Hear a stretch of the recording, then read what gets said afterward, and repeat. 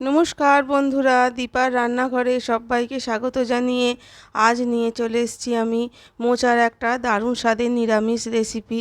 মোচা তো বাড়িতে নিশ্চয়ই আপনারা অনেক রকমভাবেই খেয়েছেন, মোচা চিংড়ি বা নারকোল দিয়ে মোচা বা মোচার চপ। এই রেসিপিটা কিন্তু নিরামিষের দিনের জন্য একটা আদর্শ রেসিপি, আর এই গরমের দিনে খুব হালকাভাবে আর কম তেল মশলাতেই আমি রেসিপিটা বানাবো। তাহলে চলুন দেখে নেওয়া যাক কীভাবে আজকে আমি রেসিপিটা বানাই। মোচার নিরামিষ রেসিপিটা বানানোর জন্য দেখুন আমি এখানে একটা গোটা মোচা নিয়ে নিয়েছি। এবার আমি মোচাটা প্রথমেই ছাড়িয়ে নেব।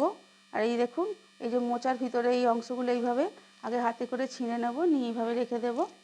এইভাবেই পুরো মোচার খোলাগুলো ছাড়িয়ে ছাড়িয়ে ভেতরের এই অংশগুলো নিয়ে নেব।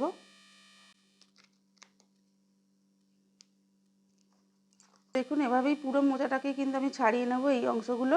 এবার দেখিয়ে দিই কীভাবে এই অংশগুলো ভালোভাবে ঠিকঠাক করে পরিষ্কার করে নিতে হয়। যে দেখুন, এই যে শক্ত কাঠিটা, এটা বাদ দিয়ে দিতে হবে প্রথমে। এটা কিন্তু খায় না মোচার সঙ্গে। আর এই যে খোলার মতো জিনিসটা, এটাও শক্ত, এটা ফেলে দিতে হবে। দিয়ে শুধু এইটুকু অংশ নিতে হবে। এইভাবে আমি সমস্ত মোচাগুলোই ছাড়িয়ে নেব, নিয়ে তারপর বটি দিয়ে ছোট ছোট টুকরো করে কেটে নেব। এই যে দেখুন, এই যে এগুলো বাদ দিয়ে দিতে হবে। মোচা দিয়ে ডালের এই রেসিপিটা বানানোর জন্য দেখুন এখানে আমি নিয়েছি মুগের ডাল। মুগের ডালটা আমি ভালোভাবে ধুয়েই আগে থেকে রেখে দিয়েছি। আমি এখানে 150 গ্রাম মুগের ডালটা নিয়েছি, ধুয়ে নিয়েছি যেহেতু, আর আমি পরে ধোবো না। তাহলে এখানে দেখুন কড়াইটা বসিয়ে গ্যাস অন করে তেল দিয়ে দিয়েছি 1 চামচ সাদা তেল। এবার আমি ভাজার জন্য এর মধ্যে ডালটা দিয়ে দেব, যে ধুয়ে রেখেছিলাম ডালটা, সেটা দিয়ে দেব। ডালটা একটু নাড়াচাড়া করে ধুয়ে নেব। ডালটার মধ্যে যেহেতু জল আছে ধোয়ার কারণে, তাই একটু শুকনো শুকনো হয়ে যাবে। আর ডাল থেকে যখন একটা সুন্দর গন্ধ বেরোবে, তখন আমি এর মধ্যে পরিমাণ মতো জল দিয়ে সিদ্ধ করতে বসিয়ে দেব। প্রথমে একটু ভেজে নিই এইভাবে নাড়াচাড়া করে হাই ফ্লেমে। দেখুন ডালটা কিন্তু শুকনো শুকনো হয়ে গেছে, আর ডাল ভাজার একটা সুন্দর গন্ধ বের হচ্ছে। এবার আমি এর মধ্যে দিয়ে দেব পরিমাণ মতো জল।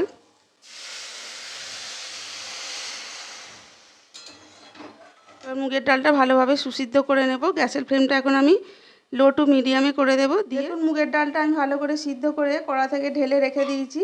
এতে আমি কিন্তু কোনো রকম লবণ বা হলুদ কিছুই মেশাইনি, শুধু একটু নামানোর আগে খুন্তি দিয়ে ঘেঁটে নিয়েছিলাম। আর মোচাটাও দেখুন আমি ছোট ছোট করে টুকরো করে কেটে লবণ আর হলুদ দিয়ে ভালো করে চটকে চটকে প্রথমে ধুয়ে নিয়েছিলাম। তারপরে আমি এটা অল্প একটু লবণ আর হলুদ জলে সিদ্ধ করে রেখেছি। ওই 5 থেকে 7 মিনিট আমি সিদ্ধ করে নিয়েছি, যাতে ভিডিওটা না বেশি বড় হয়, তার জন্যই আমি একটু কাজটা এগিয়ে রেখেছি। এই মোচার ডালটা রান্না করতে আর কী কী লাগছে এখানে দেখে নেওয়া যাক। এই দেখুন আমি শিলেতে এখানে 1 টুকরো আদা আর জিরে বেটে নিয়েছি। আর এখানে নিয়েছি 2টো কাঁচা লঙ্কাকে চিড়ে, আর একটা বড় সাইজ টমেটো টুকরো করে রেখেছি। আর লাগছে নারকেল কুড়ো। এবার তাহলে রান্নাটা শুরু করার জন্য দেখুন গ্যাস অন করে কড়াই বসিয়ে দিয়েছি, আর কড়াইয়ে দিয়ে দিয়েছি 3 চামচ বড় চামচের সাদা তেল।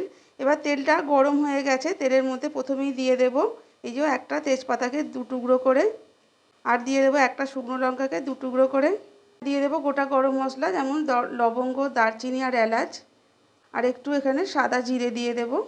এবার ফোড়নটা কয়েক সেকেন্ড একটু নাড়াচাড়া করে ভেজে নেব। ফোড়নটা ভেজে নেওয়া হয়ে গেছে। এবার এর মধ্যে দিয়ে দেবো টুকরো করে রাখা টমেটোগুলো। টমেটোগুলো একটু তেলের মধ্যে নাড়াচাড়া করে ভেজে নেব। গ্যাসের ফ্লেমটা আমি এখন একদম লোতে করে রেখেছি।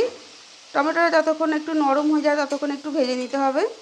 আর টমেটো ভাজার সময় দিয়ে দেবো সামান্য একটু লবণ, তাহলে কিন্তু টমেটোটা তাড়াতাড়ি নরম হয়ে যাবে আর ভালোভাবে ভাজাও হয়ে যাবে। টমেটো ভেজে নেওয়া হয়ে গেছে। এবার আমি এর মধ্যে দিয়ে দেব আদা আর জিরের পেস্টটা। আদা জিরের পেস্টটাও এর সাথে ভালোভাবে একটু ভেজে নেব, ততক্ষণ না আদার কাঁচা গন্ধটা চলে যায়। এইভাবে নিরামিষ দিনে মোচার রেসিপিটা আপনারা বাড়িতে একবার অবশ্যই বানিয়ে দেখবেন। দেখবেন নিরামিষে মোচা বানালে ভালো লাগে না, কিন্তু তাতে যদি একটু এইভাবে ডাল দিয়ে করা হয় ভাতের সাথে কিন্তু খুব দারুণ লাগে খেতে। আদা জিরে আর টমেটোটা ভালোভাবে ভেজে নেওয়া হয়ে গেছে। এবার আমি এর মধ্যে দিয়ে দেব স্বাদ অনুযায়ী শুকনো লঙ্কার গুঁড়ো, পরিমাণ মতো হলুদ গুঁড়ো দিয়ে দেব, আর দিয়ে দেব স্বাদ অনুযায়ী লবণটা। মোচাটা সিদ্ধ করার সময় যেহেতু একটু লবণ দেওয়া ছিল, তাই আমি এখানে লবণটা একটু বুঝেই দিলাম। এবার সব শুকনো উপকরণগুলো এই পেস্টের সাথে ভালোভাবে মিশিয়ে নেব, যাতে টমেটো আদা জিরের সাথে ভালোভাবে ওই শুকনো মশলাগুলো মিশে যায়। দেখুন মশলা থেকে অলরেডি তেল ছাড়তে শুরু করেছে। এবার আমি এর মধ্যে দিয়ে দেব সিদ্ধ করে রাখা মোচাটা। এই সময় আমি এর মধ্যে দিয়ে দেবো যে শিল ধোয়া কিছুটা জল ছিল সেটা দিয়ে দেব। দিয়ে আমি মোচার সাথে সব মশলাটা ভালোভাবে মিশিয়ে নেব। এই মোচাটা কষাবার সময় আমি কিছুটা নারকেল কুড়ো এর মধ্যে দিয়ে দেব। পুরোটা দেবো না, পরে একটু গার্নিশিংয়ের জন্য রেখে দিচ্ছি। এবার নারকেল কুড়োটা মোচার সাথে মিশিয়ে দেব। এই নারকেল কুড়োটা দেওয়ার ফলেই কিন্তু এই মোচার রেসিপিটা খেতে খুব দুর্দান্ত লাগে। আপনারাও এই নারকেল কুড়োটা অবশ্যই একবার ব্যবহার করবেন মোচা রান্নাতে। আমি এর মধ্যে দিয়ে দেব সিদ্ধ করে রাখা মুগের ডালটা। ডালটা মোচার সাথে ভালোভাবে মিশিয়ে নেব। এবার আমি এর মধ্যে দিয়ে দেব সামান্য একটু জল। তবে আপনারা যদি এরকম শুকনো শুকনো খেতে চান সেটাও পারেন, তবে আমি একটু গ্রেভি মতো করব বলে এর মধ্যে দিয়ে দিলাম সামান্য একটু জল। মুগের ডালের বাটিটা ধুয়েই সব কিছু ভালোভাবে মিশিয়ে নেব। আর এর মধ্যে দিয়ে দেব 1 চামচ চিনি স্বাদের ব্যালেন্সের জন্য। আর এটা যেহেতু নিরামিষ রান্না একটু মিষ্টি মিষ্টি খেতে ভালোই লাগবে। এবার দিয়ে দেবো ওপর থেকে চিড়ে রাখা কাঁচা লঙ্কাগুলো। ওপর থেকে কাঁচা লঙ্কাটাও দিয়ে দিয়েছি। এবার আমি এটা হতে দেব 5 মিনিটের জন্য। গ্যাসের ফ্লেমটাকে লোতে করে দিয়ে, তাহলেই কিন্তু আজকে তৈরি হয়ে যাবে আমার রেসিপিটা। এবার ঢাকনাটা আমি খুলে দেব। দেখুন কতটা সুন্দর লোভনীয় দেখতে হয়েছে, বেশ মাখো মাখো একটা ব্যাপার হয়েছে। এবার আমি শুধু নামানোর আগে এটা ওপর থেকে দিয়ে দেব 1 চামচ গরম মশলা গুঁড়ো, আর দিয়ে দেবো একটু গাওয়া ঘি। এবার ঘি আর গরম মশলাটা সব কিছুর সাথে মিশিয়ে দেব, দিয়ে ব্যাস এটা নামিয়ে গরম গরম পরিবেশন করে দেব। তাহলে কেমন লাগলো বন্ধুরা এই ডাল মোচার রেসিপিটা? আপনারা কিন্তু অবশ্যই একবার বাড়িতে বানিয়ে দেখবেন এইভাবে। তাহলে কেমন লাগলো বন্ধুরা আজকে আমার এই মোচার রেসিপিটা ভালো লেগে থাকলে ভিডিওটিকে অবশ্যই একটা লাইক করবেন, সকলের সাথে শেয়ার করবেন।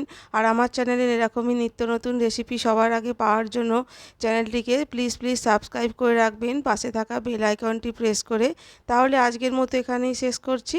দেখা হবে পরের কোনো নতুন ভিডিওর সাথে। আর ততক্ষণের জন্য আপনারা অবশ্যই সুস্থ থাকবেন, সাবধানে থাকবেন।